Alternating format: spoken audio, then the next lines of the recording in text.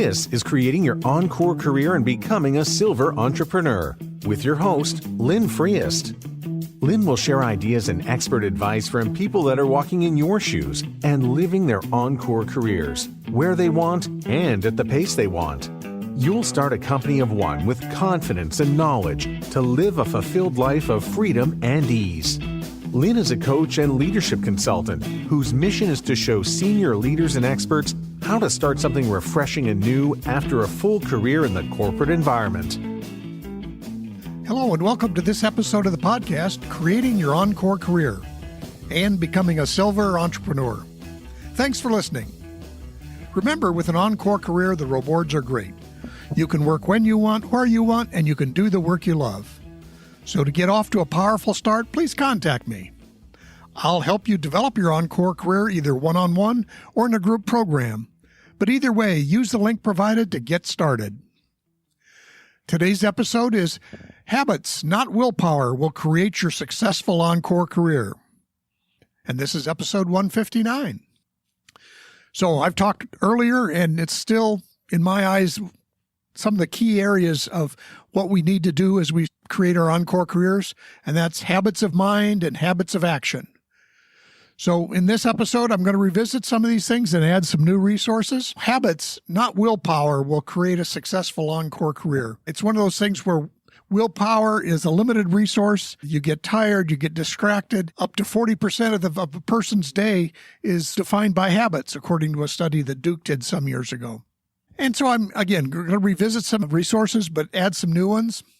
Now, we recently talked about a study called Longevity and the New Journey of Retirement, sponsored by Edward Jones and AgeWave. And they talked about the stages of retirement. But he also proposed that there's a 1 to 2 year period of disorientation for people who retire.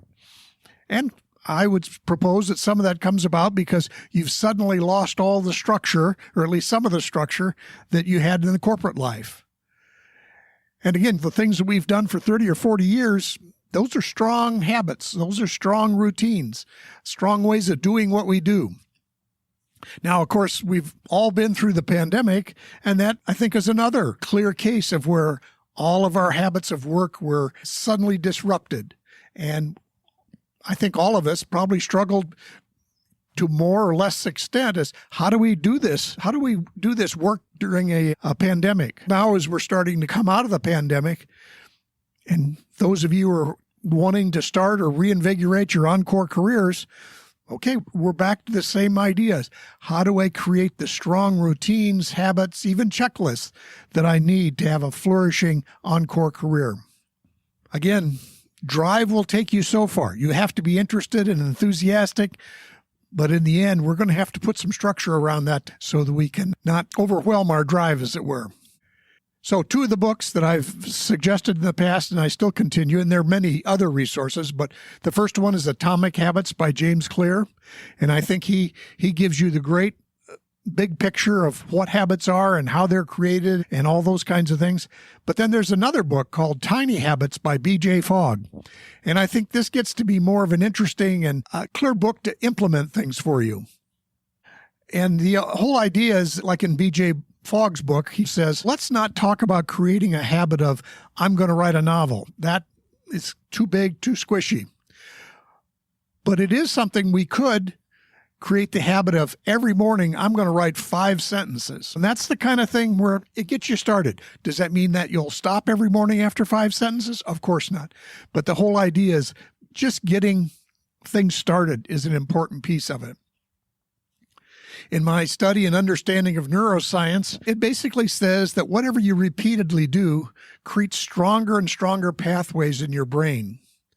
So while it would suggest it's somewhat difficult to, quote, break a habit, but it is a lot more likely that you can create new habits, those new pathways in your brain as you keep doing something over and over again. It will strengthen that habit, and it'll strengthen your connection to that habit.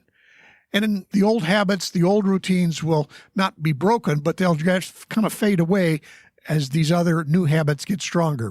I remember one time a person I was coaching said they wanted to get more exercise. So the first thing they did is they set their running shoes on top of the toilet seat every morning. And so the first thing they had to do when they walk in is at least move the shoes. Now, it didn't mean they put on the shoes and went running, but it was something there every morning to keep them triggered on, hey, I want to get more exercise.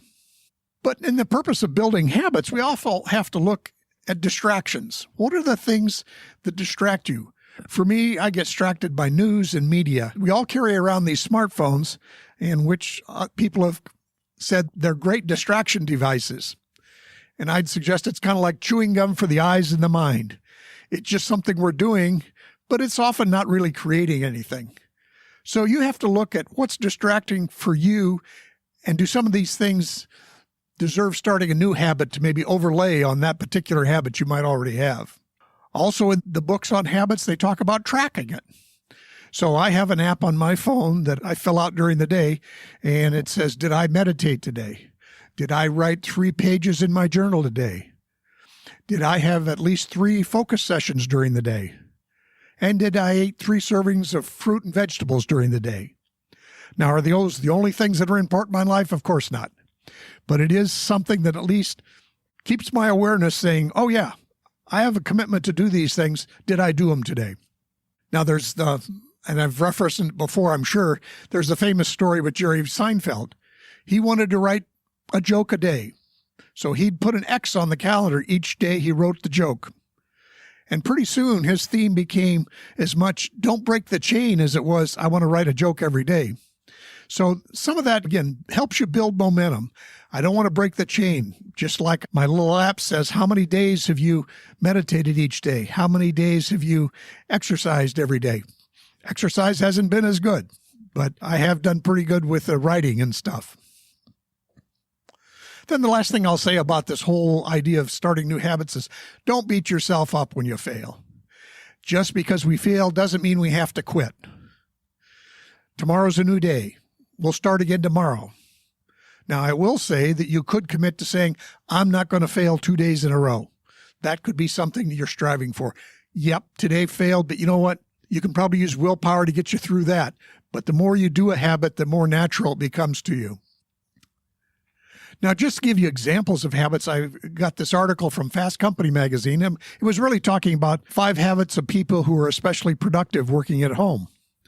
And just to give you a quick review of useful habits that they found was 1, setting the stage, having something that defined, hey, this is work, or this is where I do work. This is my workspace. That whole idea of maybe it's as simple as when I open my laptop, that's when work begins.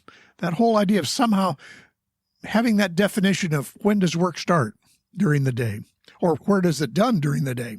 And it could be at the kitchen table, or anything. It's not just something random you decide each morning. You're going to actually say, this is how it's going to work each day for me, or that's my attempt to be that. The next habit they said is getting rid of low value activities. Now this can comprise a lot of things. It could be that you say, I'm only going to answer email twice during the day. Especially as an Encore Career, you probably have some flexibility around answering emails. But the other thing is, what are the things that I'll say, and again, I'll go back to that idea of distraction. So maybe you're going to define, say, I'm only going to do laundry in the evenings or weekends or whatever. I won't do laundry when I'm, quote, in my work time. It's just an idea to think through, start listing, and maybe even take a time log of yourself to see what happens during the course of your, quote, work day or your average day as you're creating your Encore Career.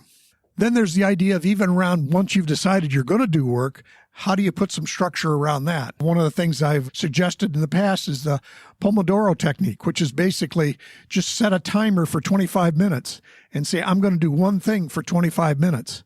And then when the timer goes off, the bell rings, you take 5 minutes, step away from whatever you're doing, and in a sense have a small session of recovery or rest.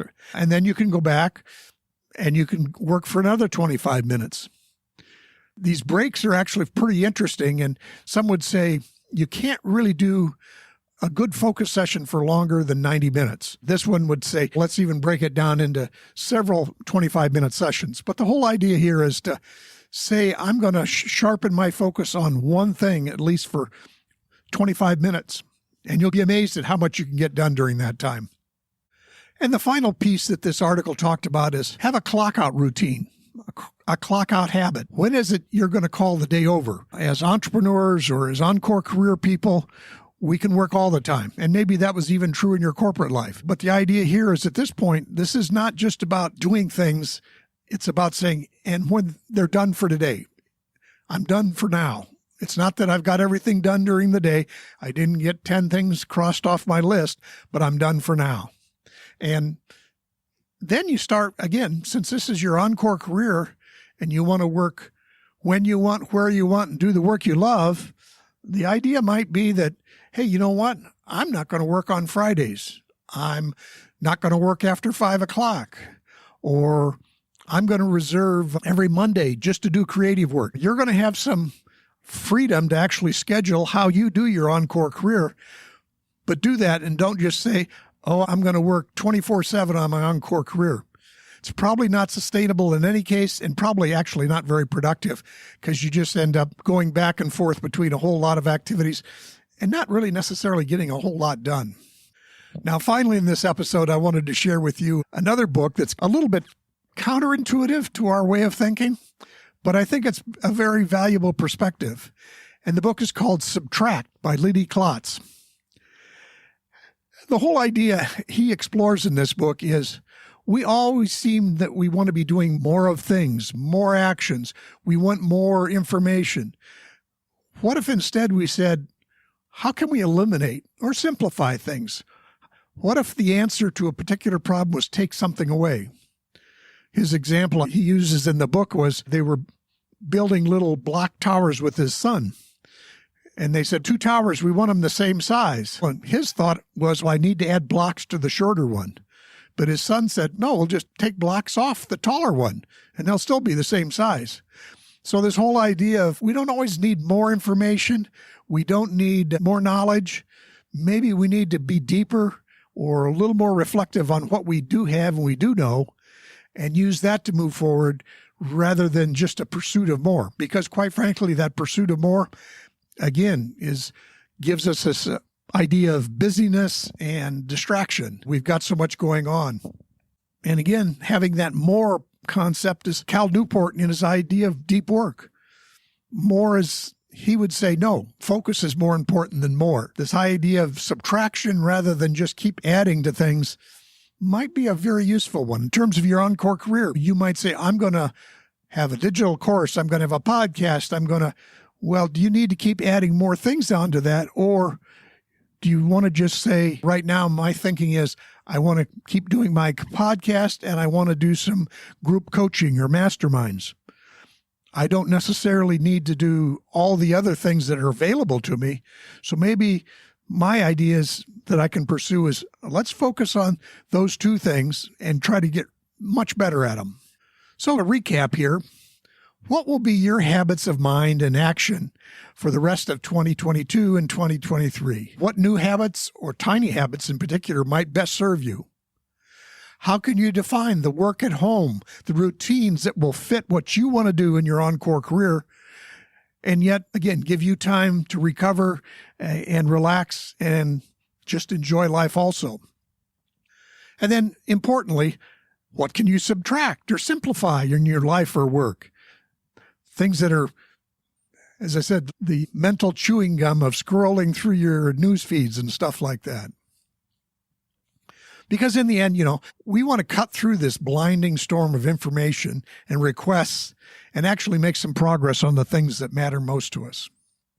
Now, the articles I mentioned or the books I mentioned, there'll be links in the show notes so you can check those out for yourself. And again, these are important concepts for the Encore Career, so we'll be revisiting them as we go forward. And remember, with an Encore Career, the rewards are great. You can work when you want, where you want, and you can do the work you love. You now have the time, attention, and money to make this leap, so let me help you. And to get off to a powerful start, please contact me. I'll help you develop your Encore Career, either one-on-one or in a group program.